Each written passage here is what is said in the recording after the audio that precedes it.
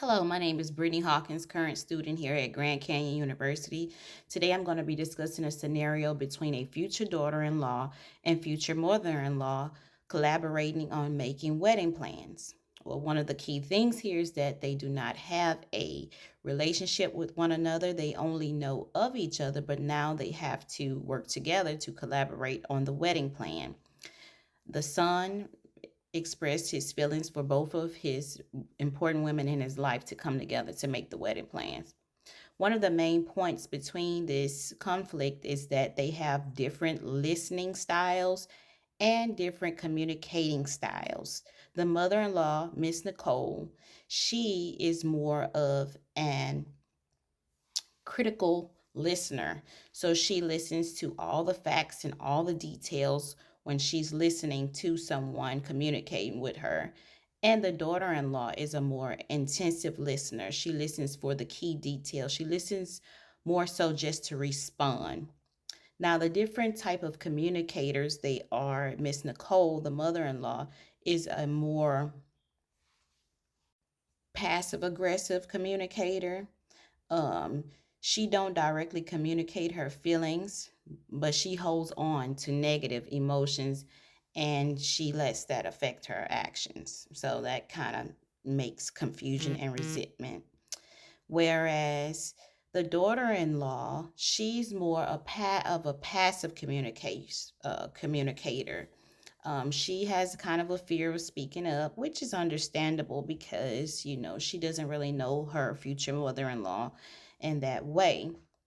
So this kind of makes an issue because she doesn't always communicate directly with the mother in law about how she's feeling at times.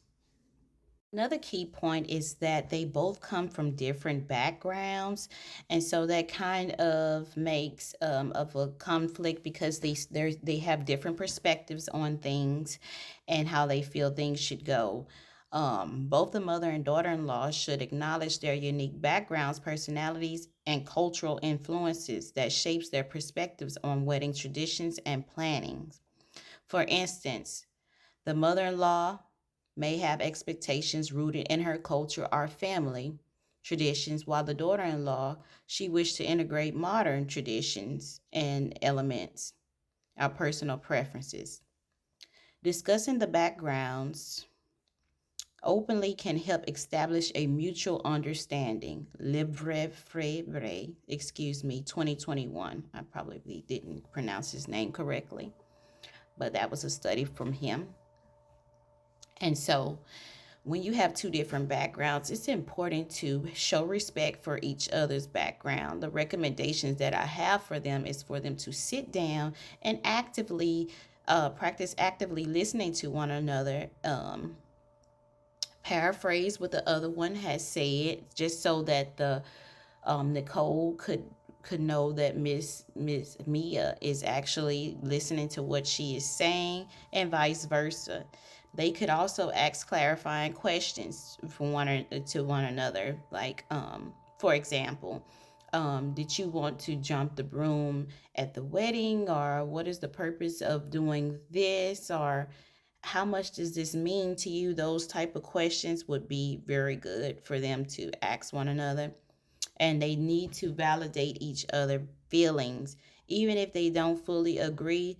This can build rapport and reduce defensiveness. Baker 2020.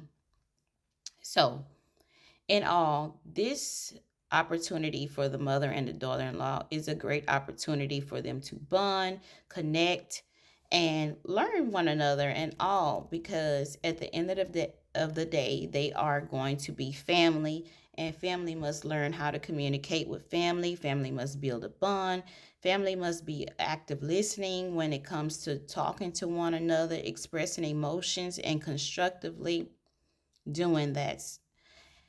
um they need to refrain from speaking negative towards one another and saying things that might hurt the other person. I also encourage them to use more I statements when they're expressing their emotions. Instead of saying you, that's more like pointing the finger.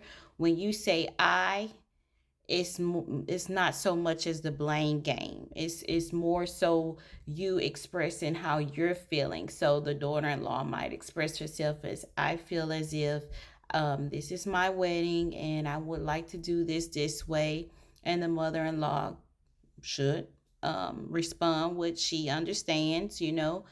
And another thing I would recommend is them writing down some of the main things that are very important for them to have at the wedding, so that they can sit down and they can compromise with one another about those things that are important.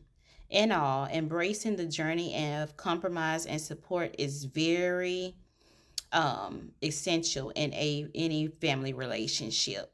And so I hope that I gave great recommendations. That is all that I have. Thank you. Bye bye.